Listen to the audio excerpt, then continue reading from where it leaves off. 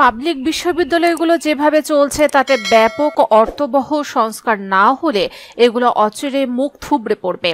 কার্যকর ও টেকসই নীতিমালা না থাকায় পাবলিক ফান্ডে চলায় এই বিশ্ববিদ্যালয়গুলো ভাগাড়ে পরিণত হতে চলেছে। দেশের পাবলিক বিশ্ববিদ্যালয়গুলোর পড়াশোনার মানের দুর্দশার কথা এভাবে তুলে ধরলেন জাহাঙ্গীরনগর বিশ্ববিদ্যালয়ের প্রত্নতত্ত্ব বিভাগের সহযোগী অধ্যাপক মিজানুর রহমান।